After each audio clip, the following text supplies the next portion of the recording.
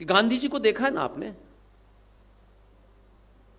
मैं इसलिए नहीं कह रहा जीवित देखा हो, तस्वीरों में देखा ही है ना। तो गांधी जी के बारे में मुझे दो बातें बताइए, उनके तन के ऊपर क्या क्या था। एक तो वो लंगोटी पहने होते थे, और लंगोटी में घड़ी, टाइम के पाबंद थे, और हाथ में किताब होती थी उनके। क्या थी वो? जोर से बोलिए। हैं? गीता। ये कह रहे हैं ना? मेरी 2 लाइन की रिसर्च है इस पे। मैंने अभी बॉम्बे में ही बोलना शुरू किया, दोबारा मुझे लगा कि दोबारा बोल दूं, आप जैसे प्रबुद्ध लोग नहीं मिलेंगे। गांधी उस गीता को हाथ में लेकर अहिंसा की बात करते थे, जिस गीता को सुनकर के अर्जुन ने महाभारत का भीषण युद्ध किया। लेकिन असली लाइन यह है, या तो गांधी गीता नहीं समझ सके, या फिर गांधी को या फिर लोग गांधी को नहीं समझ सके। कमाल है, शांति का दूत, अहिंसा का सबसे बड़ा प्रचारक गीता लेके घूम रहा है। और क्या कंट्राडिक्शन है, बच्चा गीता देख रहा है और कह रहे हैं नहीं, कोई तुम्हारे 2 थप्पड़ मारे तो तुम दूसरा गाल आगे कर दो। कमाल, गीता रख दो, इसकी बेइज्जती क्यों कर रहे हो? तो कितना कंट्राडिक्टरी हमारा पूरा इतिहास रहा है कि हम एक तरफ ये कह रहे हैं, दूसरी तरफ ये कह रहे हैं, ये समझ में नहीं आ रहा कि हमें करना क्या है। इसलिए ये जो आजकल बवाल मचा हुआ है पूरे देश में, ये कोई 20 साल हो गए इस बात को सुनते सुनते हमको, और शायद कोई प्लेटफॉर्म नहीं होगा जहां नहीं बोले, लेकिन हमें यह आदत हो गई है कि कोई बड़ा संगठन का बड़ा आदमी बोलेगा तभी बोलेंगे, क्योंकि बाकी तो सब बेकार लोग हैं, उनकी क्यों सुननी है। कल भी मैं जिस परिवार में इतने धनाढ़ लोग खड़े इकट्ठे हुए थे, सब प्रबुद्ध लोग थे, तब भी मैं उनसे ये सब बातें कह रहा था कि संविधान में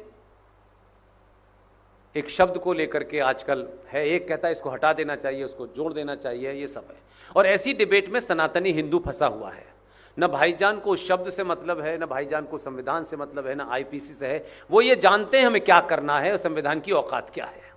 आपने संविधान को सर पे रख करके बताया है कि संविधान बहुत महत्वपूर्ण है, जबकि इस संविधान के साथ क्या हुआ ये किसी को पता नहीं है। दुनिया के संविधान जब भी बनते हैं, उन संविधानों के ऊपर एक प्रियम्बल होता है। संविधानों में, दुनिया के संविधान में समय काल परिस्थिति के हिसाब से उसमें अमेंडमेंट होते रहते हैं। 20 साल पहले कोई परिस्थिति थी, आज कोई दूसरी परिस्थिति है।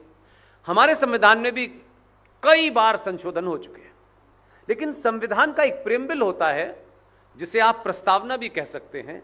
उस प्रस्तावना के बारे में यह कहा गया है कि उस प्रस्तावना में, उस प्रियम्बल में जो भी कुछ होता है वो वर्जिन होता है, उसमें बदलाव नहीं हो सकता। बाकी संविधान के अलग समय में आज इसमें ये धारा लग गई, इसको हटा दिया, इसको बढ़ा दिया, ये तो होता है। लेकिन भारत के संविधान की आत्मा में भी रात के अंधेरे में बिना किसी से पूछे, बिना किसी से राय लिए, न पार्लियामेंट थी, ज्यादातर नेता जेल में थे, यह चर्चा तब से लेकर अब तक चलनी चाहिए थी, लेकिन कोई बोलने को तैयार नहीं है। मैंने कहा ना कि जिस विषय से समाज में एक जागृति आई, एक इंटेलेक्चुअल लोग पैदा होंगे, उसकी चिंता नहीं की किसी ने। और उस प्रियम्बल के ऊपर सवाल खूब उठे। आजकल दोबारा से फिर लोगों को लगता है चलो अब इसी को भी शुरू करते हैं। उस संविधान में 1976 में यह जोड़ा गया सेकुलरिज्म और सोशलिज्म, ये 2 शब्द जोड़ दिए गए जो अनइथिकल हैं। एक तो पहली बात तो प्रियम्बल में बदलाव नहीं हो सकता, और फिर बदलाव अगर किया था तो पार्लियामेंट के कम से कम पास करती। सब लोग जेल में थे, रातों रात आपने टेबल पे बैठ के उसको पास कर दिया। अब उसमें तीसरा फ्रॉड क्या है कि समाज को जब गलत चीज की इंफॉर्मेशन हो जाती है तो धीरे धीरे नेता भी उसको वही मेंटेन रखते हैं, सच नहीं बताते हैं, क्योंकि उसके बताने से लगता है कि अगर कहीं नई क्रांति खड़ी हो गई तो हमारी जान मुसीबत में हो जाएगी। अब सेकुलर शब्द कहां से आया, कैसे आया, इसका मतलब क्या है, भारतीय परिप्रेक्ष्य में इसका कोई मतलब है, एक रिलेवेंस है कि नहीं, लेकिन चल पड़ा। और इसी सेकुलर शब्द के बारे में किसी नेता ने यह नहीं बताया है। तो उस जमाने की भी जब संविधान सभा में बहस हो रही थी, उस जमाने की बातें उन्होंने भी नहीं बताया, कविता वविता सुना के वो भी चले गए। कि संविधान सभा में भी यह डिबेट आई थी कि भारत का संविधान सेकुलर होना चाहिए। तो उसमें अंबेडकर भी थे, अयंगर भी थे, नेहरू भी थे, पटेल भी थे। ये 4 बड़े फेस थे उस समय। और तर्क और लॉजिक देखिए, मैंने कहा कि जब सरनेम से आप तय करते हैं ना, कि सरनेम से तय करना है कि ये ज्ञानी होगा और ये सरनेम तय करना है कि ये महामूर्ख होगा, ये भी सबसे बड़ी भूल है। उस पूरी सभा की कमेंट्री पढ़िए तो अंबेडकर से ज्यादा स्ट्रॉन्ग लॉजिकल फैक्चुअल पॉइंट ही किसी का नहीं है। लेकिन अंबेडकर से कुछ लोगों को प्रॉब्लम है, कुछ नेताओं को प्रॉब्लम हो सकती है, वो उनका निजी हो सकता है, लेकिन मुझे कोई प्रॉब्लम नहीं है। अगर मेरे लिए बहादुर ने बहादुरी का काम किया है तो ना मुझे उसकी जात में इंटरेस्ट है, ना उसके कपड़ों में इंटरेस्ट है। मैं तो उस कैरेक्टर को इतना एडमायर करता हूं कि आप ही के शहर में डॉक्टर चंद्रप्रकाश द्विवेदी रहते हैं। मैं सिर्फ उनसे मिलने गया और मैंने कहा कि मुझे नहीं पता, मैं आपको नहीं जानता।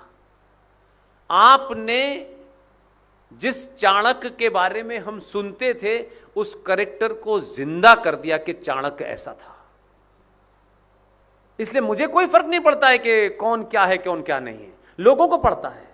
उस समय जब सेकुलरिज्म की बात आई तो अंबेडकर ने यह कहा कि भारत की भूमि पे अनेकानेक मत आए, यहां पे वो यहां रहे, उनकी क्या पूजा पद्धति थी नहीं थी, किसी ने आज तक कोई घटना ऐसी नहीं मिलती इतिहास में कि उनकी पूजा पद्धति के कारण भारत के यहां जो लोग रहने वाले थे उनका घर तोड़ा, घर जलाया या उनका हत्या कर दी।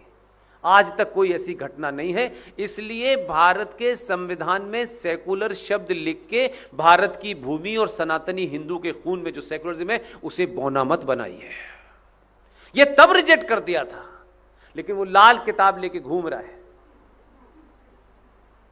अब उसमें क्या लिखा है मुझे नहीं पता कि ये संविधान को बदल देंगे, लेकिन कोई स्ट्रांगली ये नहीं पूछ रहा कि जब हम नहीं थे, पावर में भी नहीं थे, दूर दूर तक नहीं थे, न कहीं आरएसएस के लोग शामिल थे, न बजरंग दल के शामिल थे, न विश्व हिंदू परिषद के शामिल थे, न बीजेपी नाम की कोई चीज थी, न जनसंघ नाम की कोई लेना देना था। तो उस वक्त कहीं दूर दूर तक सरकार में तो कहीं लेना देना ही नहीं था उनका भाई।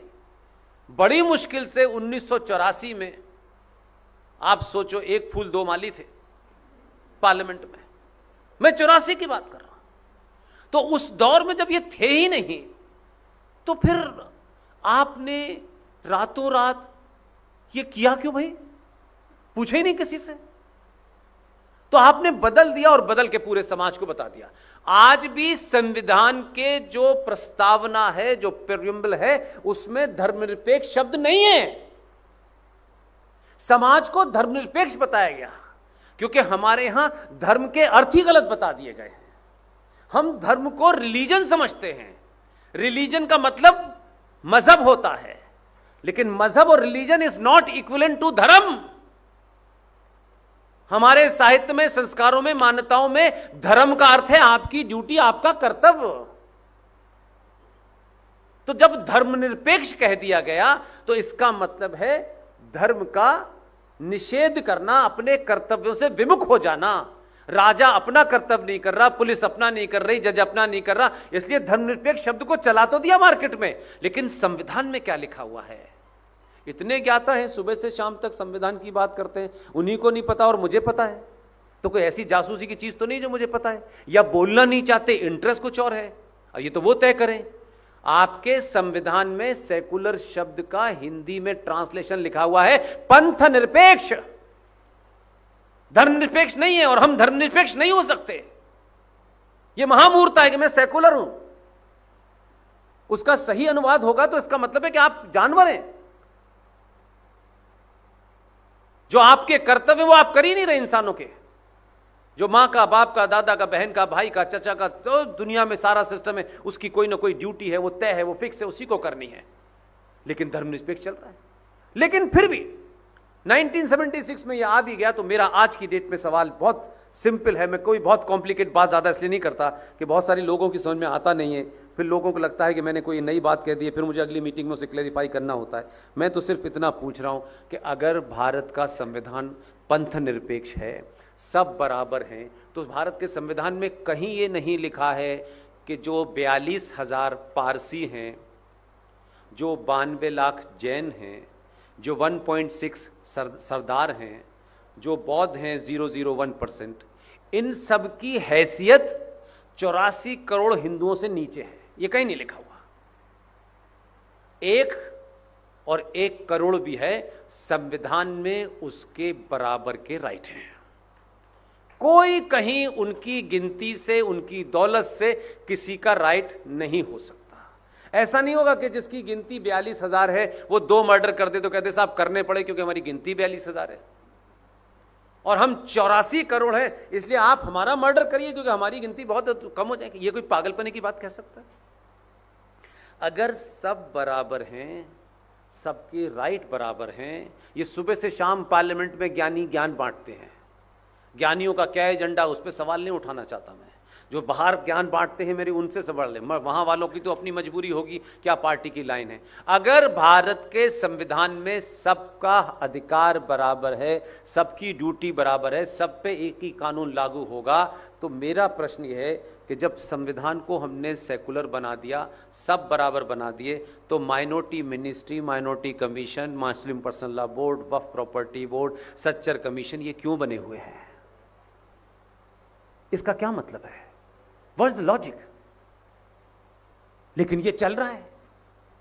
और माइनॉरिटी की परिभाषा जो यूएन में तय है, हमारे भारत में तो तय ही नहीं है। मैंने इसीलिए कहा कि कुछ लोगों ने भारत राष्ट्र को ऐसे चलाया है कि जैसे किसी राजा की प्रॉपर्टी होता है, अच्छा ये दे दो इनको, इधर इतना इधर दे दो, अच्छा इन्हें दे, ये इस तरह से देश चल रहा है।